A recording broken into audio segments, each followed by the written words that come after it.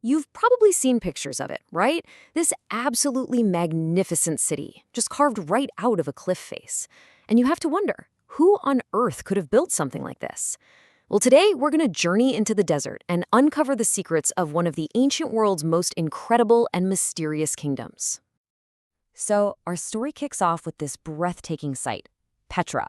It's a whole city literally chiseled out of this rose-red sandstone tucked away in the canyons of what is now Jordan. But the real question isn't just what it is, it's who made it. So who were these master architects, these incredible engineers? They weren't the Egyptians or the Greeks or the Romans, though they definitely dealt with all of them. No, the answer lies with a group of people who have been largely, and pretty unjustly, forgotten by history. Let me introduce you to the Nabataeans. They were an ancient Arab civilization that popped up sometime between the 4th and 2nd centuries BC. And get this, they started out as nomads and somehow transformed themselves into the builders of one of the most spectacular capitals of the ancient world.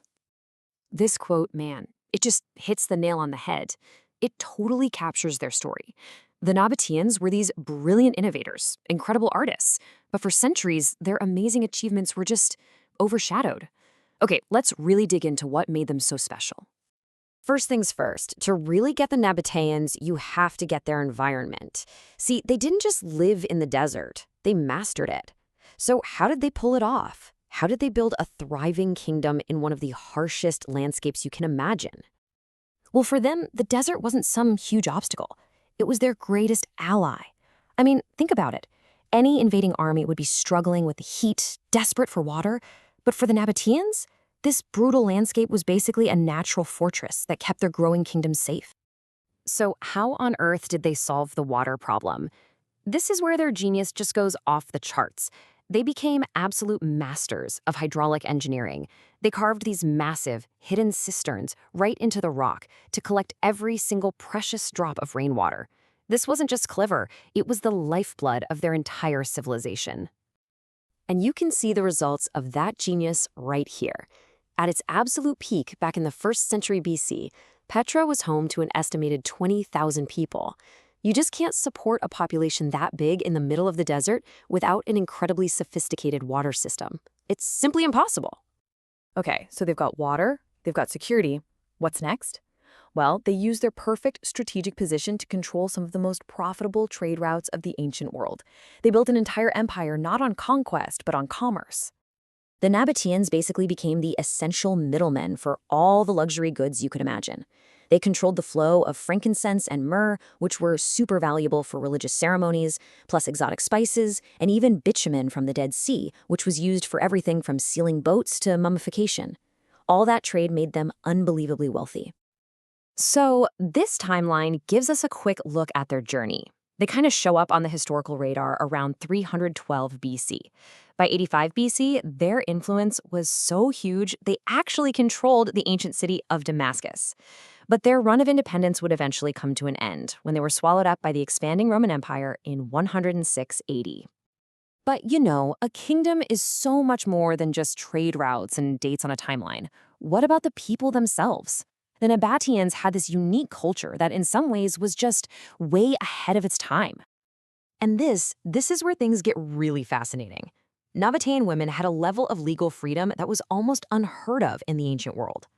Unlike their Greek and Roman counterparts, they could own, inherit, and totally control their own property.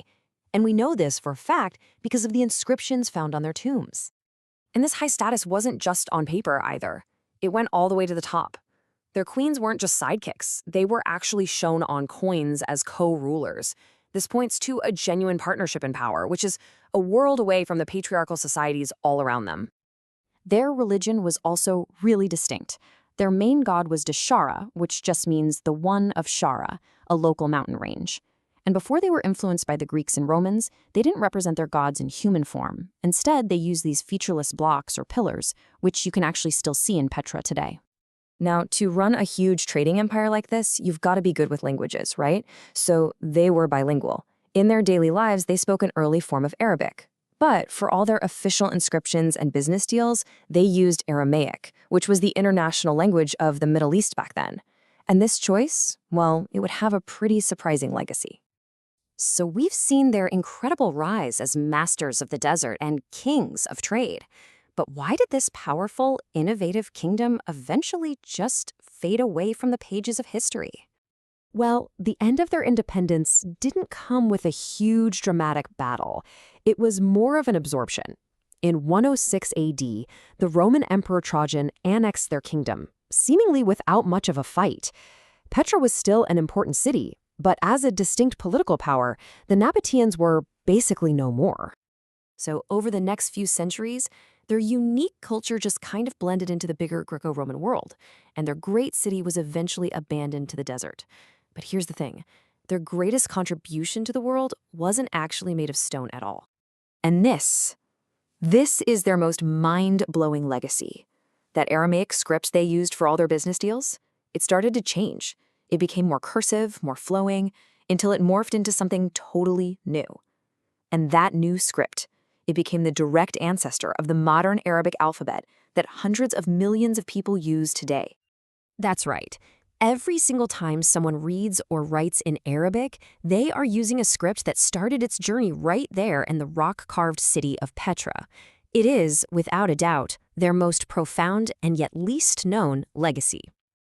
You know, the story of the Nabataeans just goes to show that even civilizations that seem completely lost can leave behind these incredible legacies that shape our world in ways we never expect.